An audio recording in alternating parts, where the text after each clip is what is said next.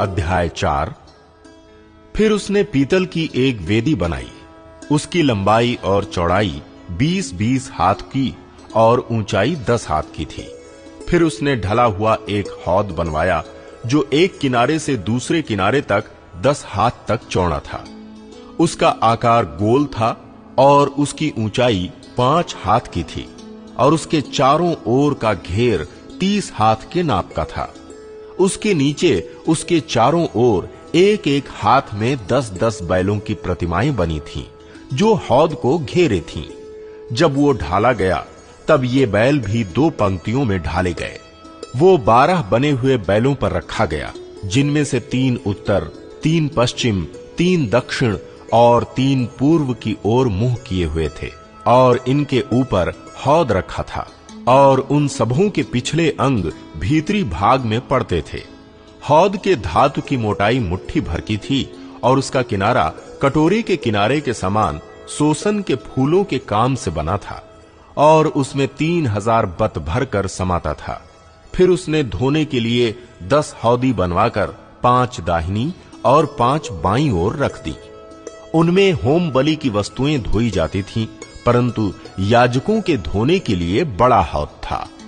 फिर उसने सोने की 10 दीवट विधि के अनुसार बनवाई और 5 दाहिनी ओर और 5 बाईं ओर मंदिर में रखवा दी।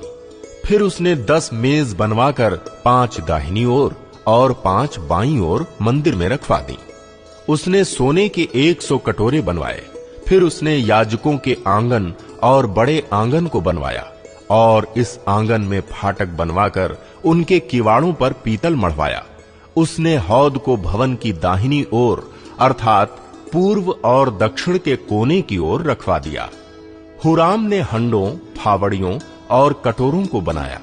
इस प्रकार हुराम ने राजा सुलेमान के लिए परमेश्वर के भवन में जो काम करना था उसे पूरा किया, अर्थात 2 खंभे और गोलों समेत वे कंगनियां जो खंभों के सिरों पर थीं और खंभों के सिरों पर के गोलों को ढांकने के लिए जालियों की 2-2 पंक्ति और दोनों जालियों के लिए 400 अनार और जो गोले खंभों के सिरों पर थे उनको ढांकने वाली एक-एक जाली के लिए अनारों की 2-2 पंक्ति बनाई। फिर उसने कुर्सियां और कुर्सियों पर की हौदियां और उनके नीचे के 12 बैल बनाए।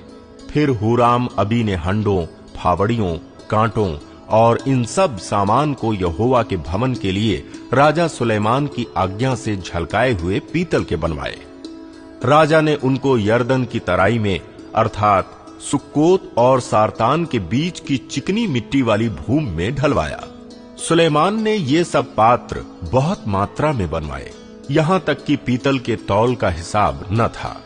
अतः सुलेमान ने परमेश्वर के भवन के सब पात्र, सोने की वेदी और वे मेज जिन पर भेंट की रोटी रखी जाती थी, और दीपकों समेत चोखे सोने की दीवटें जो विधि के अनुसार भीतरी कोठरी के सामने जला करती थीं, और सोने वरन निरे सोने के फूल, दीपक और चिमटे और चोखे सोने की कैंचियां, कटोरे, धूपदान और करछे बनवाए। फिर भवन के द्वार और परम पवित्र स्थान के भीतरी दरवाजे और भवन अर्थात मंदिर के दरवाजे सोने के बने।